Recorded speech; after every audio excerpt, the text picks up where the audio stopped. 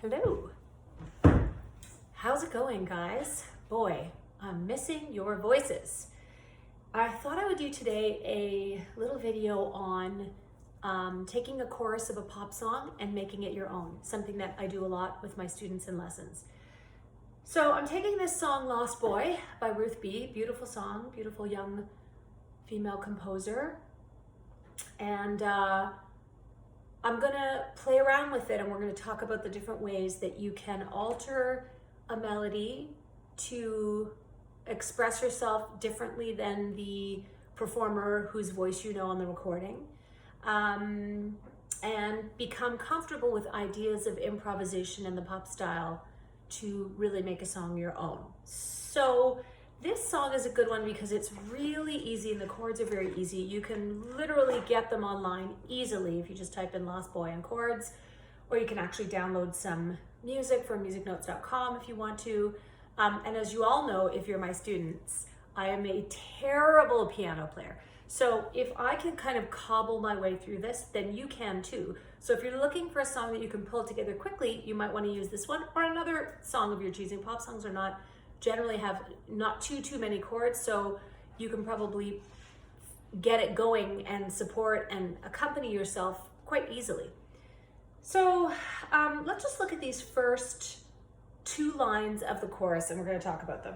So this is what we're sort of used to hearing from Ruth B. I am a lost boy from Neverland, usually hanging out with Peter Pan, and when we're bored we'll play in the woods, always on the run from Captain Hook. Just that much.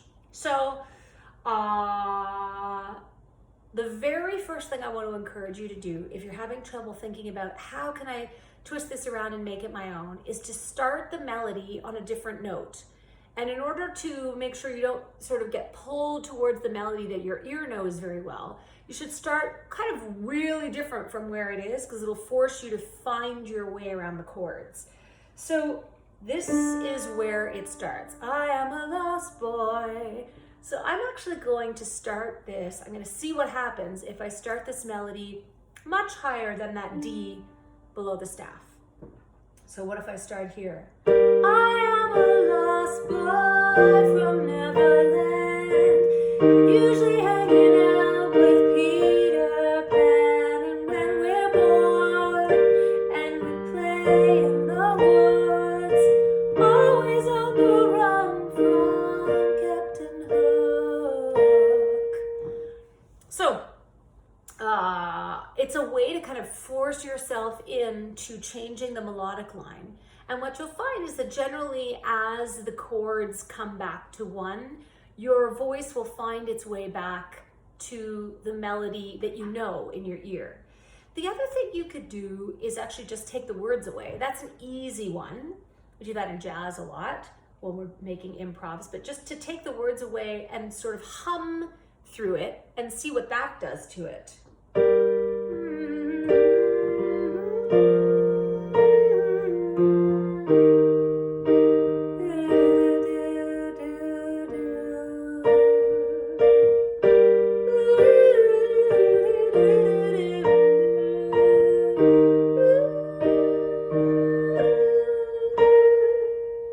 Interesting.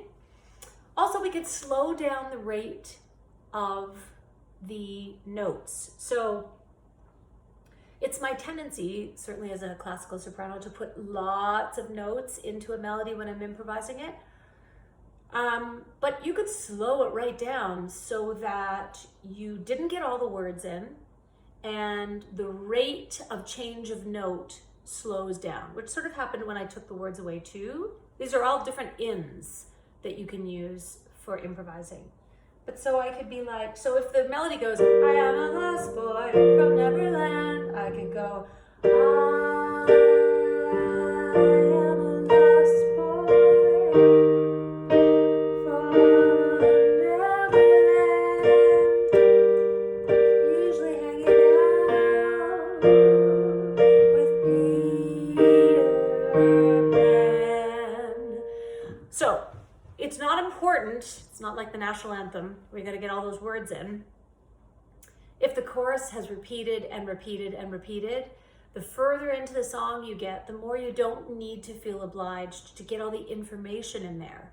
It's the sense of it and the mood of it and the general communication of the song at that point. So if you want to pull the words apart, it can be really effective. And then you're almost like an instrument playing a solo along it, sort of liberating yourself from sort of tight literal ideas, which can be useful. What's another thing that I do? So let's go through them again. So I forced myself to start the melody from a place that was very different from the way the song starts and the way that I know it. So instead of the low one, I am a lost boy, I started up high, I am a lost boy, right? Then I also took the words away.